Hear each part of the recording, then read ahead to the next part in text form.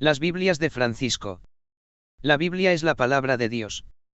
Las sagradas escrituras recogidas en ella son la revelación de Dios al hombre, 2 Timoteo 3 y 16.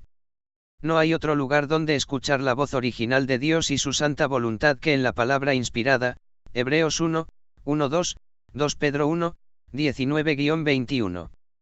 De ahí el aprecio, reverencia y autoridad que levanta entre el pueblo de Dios, 1 Tesalonicenses 2 y 13. Por lo tanto, ella es la regla infalible de fe y conducta para la vida cristiana. La Biblia es una y es única. Francisco es su propia Biblia. Cuando decimos que Francisco es su propia Biblia nos referimos a que su propia opinión, en asuntos de conducta y vida cristiana, es en última instancia a la que él mismo se remite en lugar de la opinión autoritativa por excelencia que es la revelación bíblica. Para él da igual que la Biblia, por ejemplo, tilde de pecado la homosexualidad, 1 Corintios 6, 9-11, porque Francisco se remite a su propia opinión, no se sujeta a la palabra inspirada y él proclama, ¿quién soy yo para juzgar a una persona gay? Famosa declaración del Papa Francisco a las preguntas de los periodistas que le acompañaban en el viaje de regreso a Roma desde Río de Janeiro en el Airbus A330 de Alitalia. Pues bien, con la Biblia en la mano Francisco sí está llamado a juzgar, 1 Corintios 6, 1-11, y decir que los injustos no heredarán el reino de Dios.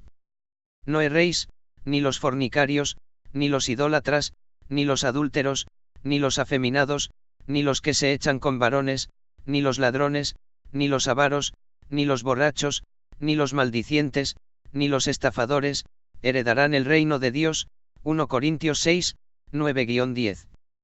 Pero su propia Biblia, que no es otra cosa que su propio pensamiento humanista, opina lo contrario. No nos extraña en absoluto que una parte de la feligresía, sacerdotes y teólogos católicos romanos se lleven las manos a la cabeza ante tales declaraciones y hayan acusado al Papa Francisco de herejía. Me refiero concretamente al documento de 25 páginas titulado Correctio Filialis de Aeresibus Propagatis, una corrección filial con respecto a la propagación de herejías, que unos 60 historiadores, teólogos y sacerdotes han hecho público y remitieron como una misiva al Papa Francisco hace ya algún tiempo.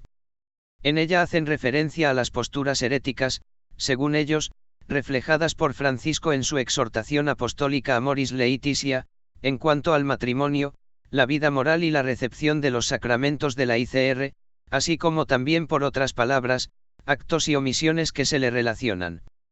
La tradición es su otra Biblia. Cuando Jesús acusó a los escribas y fariseos de invalidar el mandamiento de Dios y sustituirlo por mandamientos de hombres, conforme a la tradición que ellos mismos se habían transmitido, Marcos 7, 9-13, los estaba contrastando con un argumento demoledor.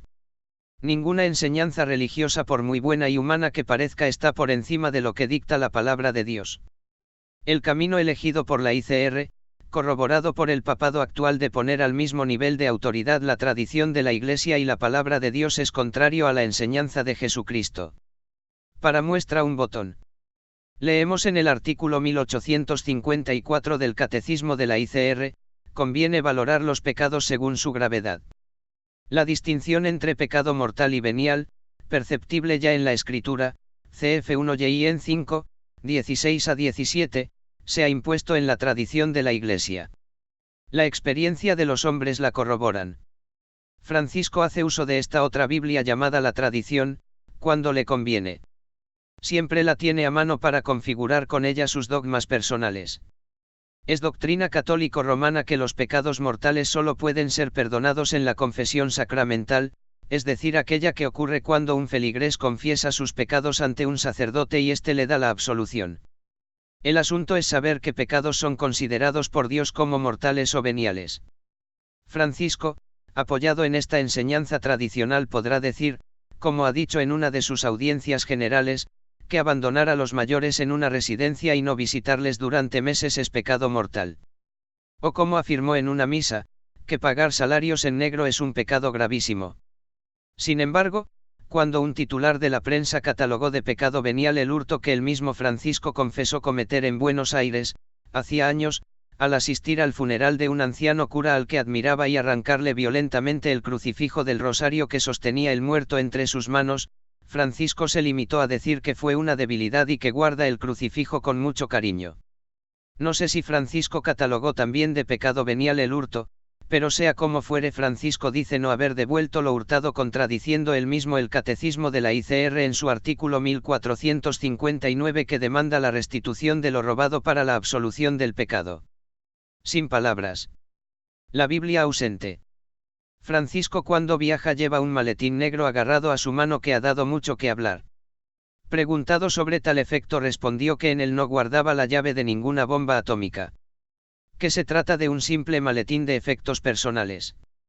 A continuación, reveló su contenido a los periodistas. Dentro llevo la cuchilla de afeitar, el breviario, la agenda, un libro para leer, ahora llevo uno sobre Santa Teresita de la que soy devoto. Debemos ser normales. Debemos habituarnos a ser normales. La normalidad de la vida. Y yo me pregunto, ¿y la Biblia? La Biblia está ausente de su maletín personal. Qué triste. Francisco se presenta como un hombre normal, afable y humano hasta el extremo. El extremo de llegar a lavar literalmente los pies de los mendigos y llorar por los emigrantes que mueren en su intento por llegar a Europa. Sin embargo, la Biblia está ausente de su maletín personal. ¿Qué significativo es esto? ¿Acaso no la necesita? Parece ser que no. Que tiene bastante con su propia sabiduría personal y con la tradición de la Iglesia para dirigir y orientar a sus fieles creyentes. Sin la luz de la palabra de Dios solo podemos decir de él lo que Jesús dijo de los religiosos de su tiempo en el Evangelio de Mateo capítulo 23, guías ciegos ni entráis ni dejáis entrar en el reino de los cielos. Que el Señor tenga de misericordia de Francisco.